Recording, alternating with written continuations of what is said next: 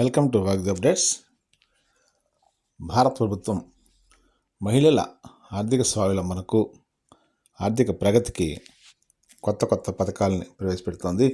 వీటిలో ప్రధానంగా రైతాంగంలో ఉన్నటువంటి మహిళలకు మరింత చేయూతనివ్వడానికి స్ఫూర్తి పథకాన్ని కేంద్ర ప్రభుత్వం ప్రవేశపెడుతోంది. ఈ పథకానికి సంబంధించి ఆంధ్రప్రదేశ్లో ఉన్నటువంటి అవకాశాలు ఏంటి, ఎవరు ఎలిజిబుల్, అలాగే దరఖాస్తు చేసుకునేట అనే విషయాల్ని ఈ వీడియో ద్వారా మీ ముందు ఉంచుతున్నాం.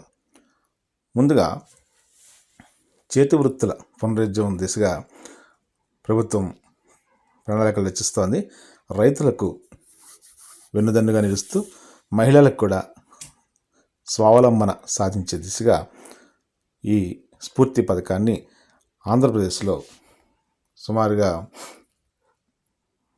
11 జిల్లాల్లో తొలి విడత ప్రారంభిస్తుంది. మొత్తం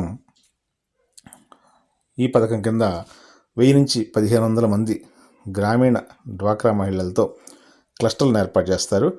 దీనిలో 5 కోట్ల రూపాయల వరకు కేంద్ర ప్రభుత్వం నుంచి ఒక్కొక్క ప్రాజెక్టుకు నిధులు మంజూరవుతాయి.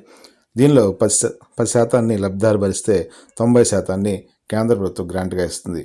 రాష్ట్ర ప్రభుత్వం ఇంప్లిమెంటింగ్ ఏజెన్సీగా వ్యవహరిస్తుంది. అలాగే ఒకవేళ ఈ 10% వాటాని లబ్ధిదారులు చెల్లించకపోతే రాష్ట్ర ప్రభుత్వం తరఫున కూడా చెల్లించే అవకాశం ఉంటుంది. ఇక మండల సమాఖ్య, గ్రామ సమాఖ్యల నిధుల నుంచి కూడా ఈ మార్జిన్ మనీని చెల్లించవచ్చు. ప్రాజెక్టులో భాగంగా కామన్ ఫెసిలిటీ సెంటర్స్ని ఏర్పాటు చేస్తారు.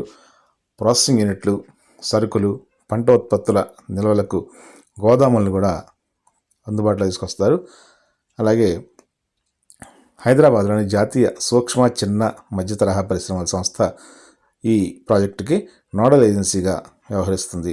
Collective business, collective marketing, collective benefit అంటే కలిసి సంయుక్తంగా లాభాలు పొందడం, వ్యాపారం చేయడం, మార్కెటింగ్ చేయడం, ఈ లక్ష్యాన్ని ఈ పథకం ద్వారా సాధించాలనేది ప్రభుత్వం యొక్క ఉద్దేశం.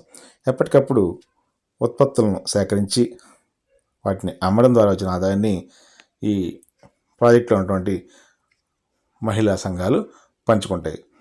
ఈ విధంగా అన్ని ప్రాంతాల్లో అన్ని డ్వాక్రా మహిళలకు సమానంగా ఈ ప్రాజెక్టులో ప్రాతినిధ్యం అనేది స్ఫూర్తి ప్రోగ్రాం యొక్క ముఖ్య ఉద్దేశం.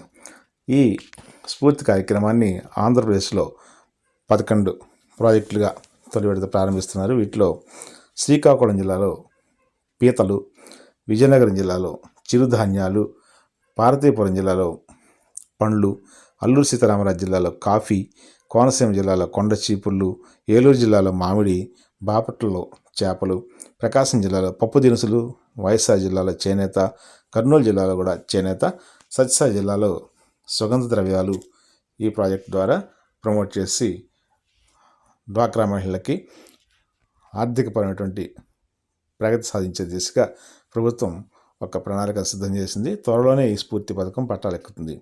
కాబట్టి ఎలిజిబిలిటీ ఉన్నటువంటి డ్వాక్రా సంఘాలన్నీ కూడా ఈ పథకం ద్వారా లబ్ధి పొందవచ్చని కేంద్ర ప్రభుత్వం ప్రకటించింది. Thank you very much. Best of luck.